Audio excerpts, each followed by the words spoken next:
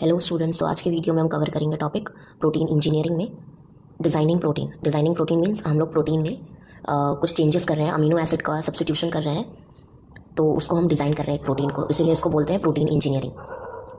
जैसे डीएनए में चेंज करके हम लोग जीन में एडिटिंग करते थे, वैसे ही यहाँ पर हम लोग प्रोटीन में अमीनो एसिड के सीक्वेंस को चेंज करके प्रोटीन का जो सीक्वेंस है यानी कि प्रोटीन को चेंज करेंगे और एक अच्छा प्रोटीन जो हमारे लिए फ़ायदा करे उसको बनाएंगे। So, considerable interest exists in biotechnology industry for the engineering of protein with increased stability when exposed to harsh conditions like elevated temperature, organic solvent and reactive chemicals, often encountered in industrial process. तो ये बोल रहे हैं कि जैसा कि ये biotechnology में हम लोग चेंजेस यानी कि बायोटेक्नोलॉजी में हम बायो और टेक को मिक्स कर रहे हैं, तो हम चाहते हैं कि हम ऐसा भी एक प्रोटीन को इंजीनियर करें, मीन्स उसके अंदर कुछ एडिटिंग करके चेंजेस करें अमीनो एसिड को, ताकि एक नया प्रोटीन मिले और वो उसके पास जो प्रॉपर्टी हो उस प्रोटीन की वो स्टेबिलिटी जो है वो इंक्रीज़ हो जाए। क्योंकि जैसा कि हमें पता है प्रोटीन जो है यानी कि इसका फंक्शन जो है ऑल्टर हो सकता है अगर टेम्परेचर पीएच ये सब चेंज हो, तो प्रोटीन का जो फंक्शन है वो ऑल्टर हो सकता है। तो इट मीन्स प्रोटीन का स्टेबिलिटी हम इंक्रीज़ करना चाहते हैं कि वो प्रोटीन जो है वो स्टेबल रहे हार्श कंडीशन में भी। हार्श कंडीशंस मतलब टेम्परेचर एलिवेट हो जाए, बढ़ जाए, तब भी वो स्टेबल रहे, ऑर्गेनिक सॉल्वेंट में एक स्टेबल रहे, केमिकल्स में स्टेबल रहे। तो हम ऐसा प्रोटीन डिज़ाइन करना है जो स्टेबल हो जाए, ठीक है, यानी कि उसकी स्टेबिलिटी जो है इंक्रीज़ हो जाए। स्टेबल तो रहता है वो नॉर्मल टेम्परेचर नॉर्मल पीएच पे, ठीक है, लेकिन हार्श कंडीशंस में भी हम उसको स्टेबिलिटी प्रोवाइड करना चाहते हैं। तो ऐसा हम लोग डिज़ाइन करना चाहते हैं प्रोटीन को, क्योंकि इसकी नीड है इंडस्ट्रियल प्रोसेसेस में, ठीक है। Besides, it is of great interest to explore biological adaptation to environmental stresses such as high salinity, drought, cold, etc. और इससे हमें ये भी पता चलेगा कि जैसे बायोलॉजिकल में हमारे बॉडी में जैसे प्रोटीन हार्मोन से सब पाए जाते हैं, तो इन सबको अगर हम एक्सपोज करें इन्वायरमेंटल स्ट्रेसेस में, जैसे हाई सैलिनिटी हो यानी कि कंसनट्रेशन ऑफ सॉल्ट ज़्यादा हो सोल्यूशन में, ड्रॉट हो, तो फिर कैसे ये जो है सर्वाइव होता है, जैसे ये लोग कैसे अपने आप को स्टेबल रखते हैं, मीन्स इन्वायरमेंटल स्ट्रेसेस में हम लोग अडाप्ट कैसे करते हैं। तो ये भी हमें जानने को मिलेगा, ये बोल रहे हैं ऐसा, ठीक है। हमारा मेन जो है वो डिज़ाइन करना है एक प्रोटीन को, ये इंट्रोडक्शन दे रहे हैं कि इसका नीड क्या है, क्यों हमें ऐसा करना है। Therefore in order to stabilize your favourite protein it is essential to know the cause of inactivation, यानी कि हम जिस भी प्रोटीन को स्टेबल करना चाहते हैं उसका हमें कॉज पता होना चाहिए कि वो कब इनएक्टिव हो सकता है, यानी कि हाई टेम्परेचर में इनएक्टिव हो सकता है, हाई पीएच में इनएक्टिव हो सकता है, लो पीएच में इनएक्टिव हो सकता है, ठीक है। तो ये सब हमें जो कॉज है इनएक्टिवेशन के उस प्रोटीन के वो पता होने चाहिए। Now stability in folded protein is the balance between the stabilizing mainly hydrophobic interaction and the tendency towards destabilization caused by the loss of conformational entropy as the protein adopts the unfolded form। तो ये सब एक introduction है, बस इसको याद कर लो, समझ लो। तो ये बता रहे हैं कि स्टेबिलिटी जो है फोल्डेड प्रोटीन में वो होती है due to the hydrophobic interactions जो प्रोटीन में होती हैं, ठीक है। एंड डीस्टेबलाइजेशन जो है वो होता है जो कॉन्फर्मेशनल चेंज हो जाता है, यानी कि प्रोटीन के फोल्डिंग में चेंजेस आ जाते हैं। जैसे कोई प्रोटीन ऐसे फोल्ड है तो वो अलग तरीके से ऐसे फोल्ड हो सकता है ना, तो उसके फोल्डिंग में चेंज हो जाता है, कन्फर्मेशनल चेंज हो जाता है, इसकी वजह से वो डीस्टेबलाइजेशन, इसको बोलते हैं डीस्टेबलाइजेशन, ठीक है। द स्टेबिलिटी ऑफ प्रोटीन में how ever be changed by substituting amino acid that either favor stabilizing interactions in a folding protein or destabilizing interactions in an inactive protein। तो हम स्टेबिलिटी ऑफ प्रोटीन को change कर सकते हैं amino acid के substitute से भी, यानी कि कुछ नए अमीनो एसिड को हमने प्रोटीन में ऐड कर दिया, ठीक है। Numerous attempts have been made on different protein and enzyme in order to improve their properties for thermal and pH stability, ठीक है, यानी कि टेम्परेचर और पीएच के चेंज होने से वो स्टेबल रहें, यानी कि डीस्टेबलाइज ना हो जाए वो protein. Solvent tolerance and solubility, catalytic potency etcetera. Given below is an example which has been successfully used in detergent industry. अब एक एग्जाम्पल के बारे में बात करेंगे जिसको हमने इम्प्रूव किया है एंड उसका कैटालिटिक पावर, उसकी एक्टिविटी को ज़्यादा बढ़ाया है। तो ये है डिटर्जेंट इंडस्ट्री में यूज़ होने वाला सब्स्टिलेशन, ठीक है। इंप्रूविंग लॉन्ड्री डिटर्जेंट सब्स्टिलेशन इसका नाम है। सब्स्टिलेशन जिसको 27 KD भी बोलते हैं, is a proteases produced by bacteria that can digest a broad range of protein that commonly soil clothing। तो सब्स्टिलेशन किससे प्रोड्यूस होता है? एक बैक्टीरिया से, जो डाइजेस्ट कर सकता है उन प्रोटीन्स को। प्रोटीज एंजाइम है सब्स्टिलेशन, यानी कि ये प्रोटीन को डाइजेस्ट करेगा, ठीक है। तो उन प्रोटीन को डाइजेस्ट करता है जो क्लॉथ को सॉइल करते हैं, यानी कि जैसे खाने का दाग लग जाता है क्लॉथ में, तो उन सब चीज़ों को भी डाइजेस्ट कर सकते हैं। जो भी यानी कि कपड़े को गंदे करते हैं, जो भी चीज़ें, उन सबको उन सारे प्रोटीन को डाइजेस्ट करने में हेल्प करता है। तो इसकी वजह से जो डिटर्जेंट में इसी की वजह से जो कपड़े हैं वो साफ़ हो जाते हैं। Now the enzymatic activity of subtilisin is contributed by a catalytic triad.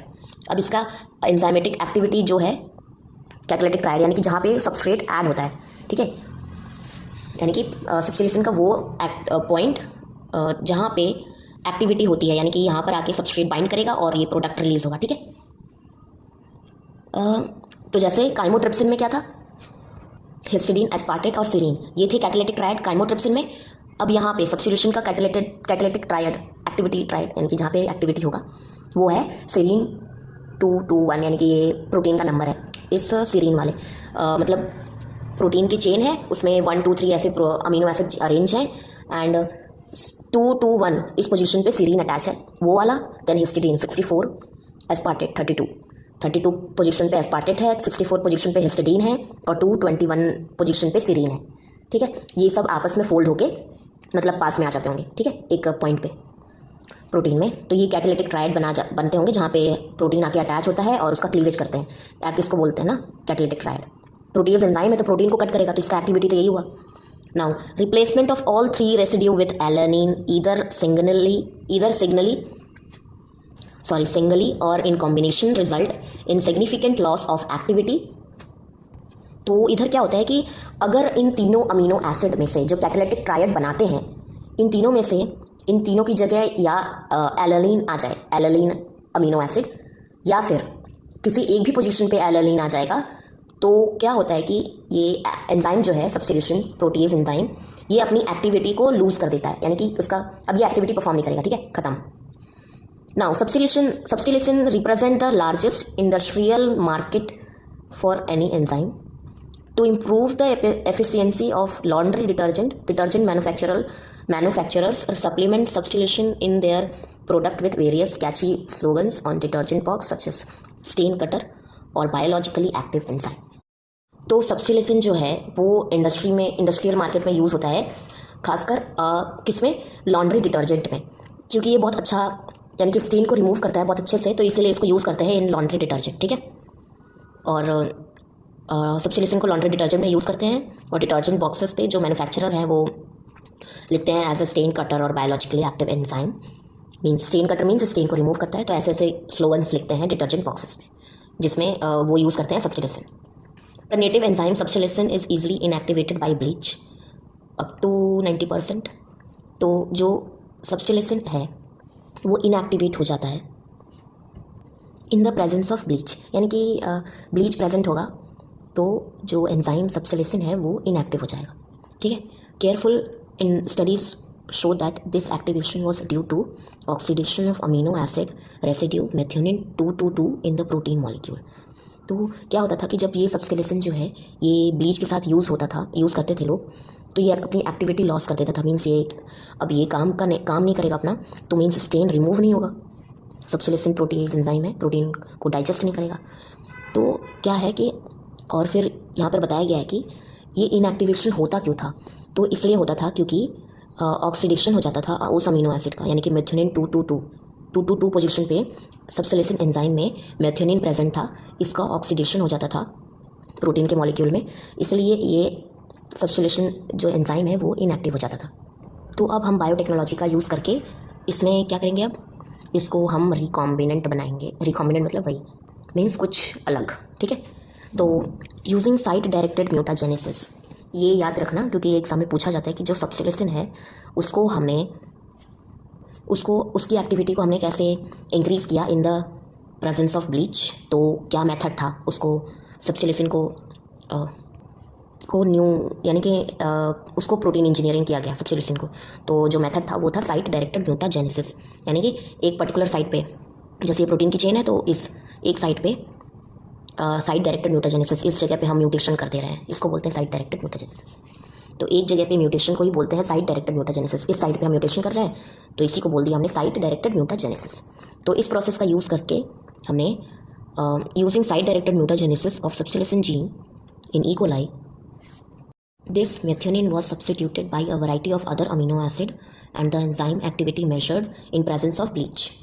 तो ई कोलाई के अंदर सबस्टिलिसिन का जीन था, यानी कि ये जीन है, इससे प्रोटीन बनेगा हमारा सबस्टिलिसिन जो प्रोटेज एंजाइम है।